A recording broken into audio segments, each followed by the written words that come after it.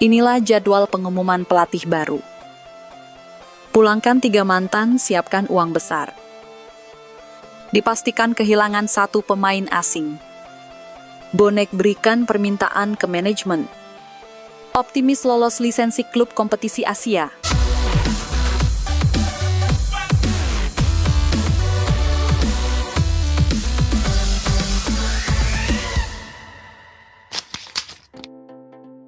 Inilah jadwal pengumuman pelatih baru.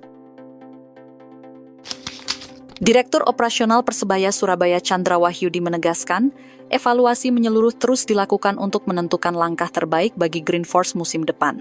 Keputusan soal pelatih kepala akan diumumkan setelah musim ini berakhir.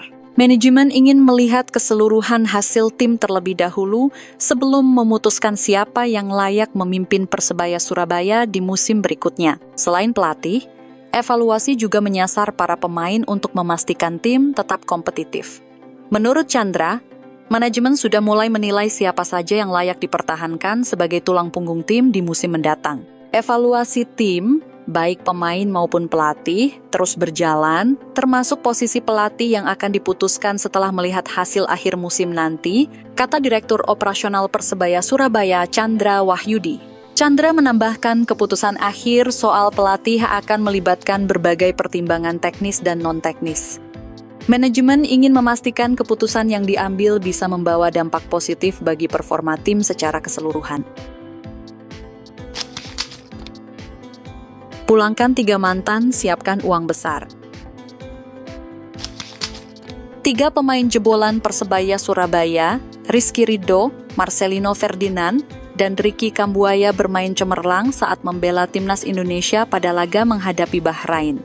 Marcelino Ferdinand sukses mencatatkan 1 assist atas gol kemenangan Indonesia terhadap Bahrain yang diciptakan oleh Romeni. Kemudian Rizky Ridho bermain tangguh saat berduet dengan Jay Itzes dalam menjaga pertahanan Indonesia dari serangan Bahrain, sehingga sukses berperan membuat gawang Maarten Paes clean sheet. Lalu Ricky Kambuaya juga tampil mengesankan di sektor lapangan tengah timnas meski hanya bermain sekitar 15 menit.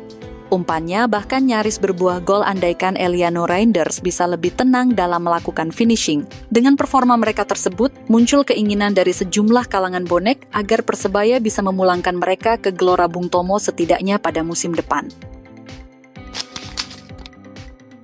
Dipastikan kehilangan 1 pemain asing. Persebaya Surabaya memiliki 1 pekerjaan rumah yang harus segera dituntaskan, di mana 1 pilar pentingnya di lini belakang kans angkat kaki dari Persebaya Surabaya. Sosok yang dimaksud berpotensi angkat kaki dari Persebaya Surabaya yakni bek andalan bajul ijo asal Makedonia Utara, Dime Dimov. Bukan tanpa sebab Dime Dimov kans angkat kaki dari Persebaya Surabaya. Kontraknya yang segera expired pada 31 Mei 2025 jadi penyebabnya. Menilik performa terkini Dime Dimov, sosoknya bisa dikatakan layak untuk diberikan perpanjangan kontrak. Sempat kurang nyetel di awal kedatangannya, di 3 laga terakhir, lini belakang Persebaya Surabaya dibuat kokoh karena duetnya dengan Slavko Damjanovic. Rasio kebobolan yang terbilang tak terlalu besar yakni 14 kali kebobolan dari 10 laga, Dime Dimov bisa dipertimbangkan manajemen Persebaya Surabaya. Jika tertarik untuk memperpanjang kontrak Dime Dimov, maka Persebaya Surabaya harus segera bergegas untuk memberikan tawaran terbaik dan menariknya agar sang defender mau bertahan. Bonek berikan permintaan ke manajemen. Suporter Persebaya Surabaya, Bonek Mania Santer mendesak tim kebanggaannya untuk memperpanjang kontrak Slavko Damjanovic. Slavko Damjanovic adalah 1 di antara pemain asing yang didatangkan Persebaya Surabaya. Sejak didatangkan, Slavko Damjanovic menjadi andalan Persebaya Surabaya dan tampil mengesankan. Slavko Damjanovic cukup konsisten dan menjadi 1 di antara aktor di balik kokohnya lini belakang Persebaya Surabaya di Liga 1 2024-2025. Berkaca dari itu, tak heran jika Bonek Mania minta Persebaya Surabaya untuk memagari Slavko Damjanovic. Apalagi sempat beredar rumor yang menyebutkan Slavko Damjanovic diincar banyak klub, baik dari Liga 1 maupun Liga Malaysia. Namun, Slavko Damjanovic bukanlah satu-satunya pemain yang diminta untuk dipagari Persebaya Surabaya. Selain Slavko Damjanovic, pemain yang diminta dipagari adalah Ardi Idrus, Mohamed Rashid, dan Dime Dimov. Optimis lolos lisensi klub kompetisi Asia. Manajemen Persebaya Surabaya optimistis dapat kembali lolos dalam proses perizinan lisensi klub Konfederasi Sepak Bola Asia, AFC untuk musim depan, sehingga tetap memiliki peluang berkompetisi di level Asia. Direktur Operasional Persebaya Chandra Wahyudi mengatakan pihaknya telah memenuhi sebagian besar persyaratan dan berupaya menyelesaikan aspek yang masih dalam proses hingga April 2025. Alhamdulillah, proses licensing klub sudah berjalan. Tahun lalu kami lolos meski ada beberapa catatan di staf kepelatihan yang harus di-upgrade. Tetapi kami optimistis bisa memenuhi semuanya, kata Chandra kepada tim redaksi Bajul Ijo TV. Berdasarkan regulasi AFC, setiap klub profesional di Indonesia yang ingin berkompetisi di tingkat Asia harus memenuhi berbagai persyaratan, seperti memiliki stadion yang sesuai standar, kontrak pemain dan pelatih yang lengkap, struktur organisasi yang jelas, serta kondisi keuangan yang transparan dan stabil. Chandra Wahyudi menambahkan, dalam penentuan lolos atau tidaknya hal tersebut, tidak berdasarkan sistem skor dalam penilaiannya, melainkan hanya status granted atau disetujui jika semua aspek terpenuhi. Francisco Rivera potensi jadi raja assist. Persebaya Surabaya sudah menjalani 27 pertandingan di Liga 1 Indonesia 2024-2025.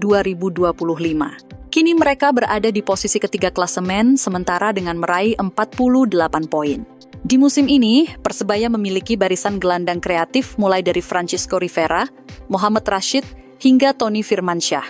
Di antara mereka, Francisco Rivera menjadi salah satu gelandang yang mampu mengoleksi 5 assist hingga pekan ke-27. Tidak hanya jumlah asisnya yang banyak, Rivera juga merupakan salah satu pemain dengan kreasi peluang terbanyak di Liga 1. Pemain asal Meksiko tersebut mampu mengoleksi 45 kreasi peluang hingga pekan ke-26. Rivera punya peluang untuk menambah jumlah asisnya di sisa 7 pertandingan, meskipun saat melawan Persija Jakarta, Sabtu 12 April 2025 dirinya akan absen karena akumulasi kartu kuning. Rahmat Irianto berpeluang kembali ke Persebaya. Masa kontraknya bersama Persib Bandung akan segera berakhir. Rahmat Irianto berpeluang kembali ke Persebaya Surabaya pada bursa transfer Liga 1 2025-2026. Salah satu klub papan atas Persebaya Surabaya berencana memulangkan salah satu talenta terbaik jebolan akademinya, Rahmat Irianto. Bek serba bisa ini menjadi sorotan, mengingat masa kontraknya bersama Persib Bandung akan segera berakhir. Masa baktinya bersama Persib Bandung akan berakhir pada 31 Maret 2025, membuka jalan bagi Bajul Ijo untuk membawanya kembali ke Stadion Gelora Bung Tomo, tempat ia pertama kali mengukir nama di kancah sepak bola nasional. Persebaya Surabaya memiliki peluang besar untuk memulangkan Rahmat Irianto, mengingat statusnya sebagai salah satu pemain yang dibesarkan oleh klub ini.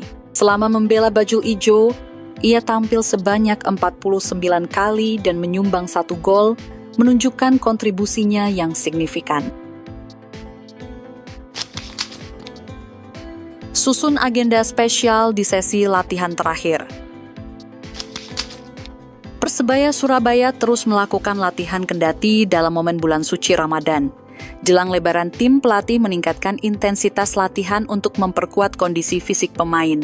Paul Munster mengatakan, peningkatan kondisi fisik masih menjadi fokus tim pelatih agar pemain dalam kondisi bugar karena akan menjalani libur lebaran mulai tanggal 29 Maret hingga 2 April 2025.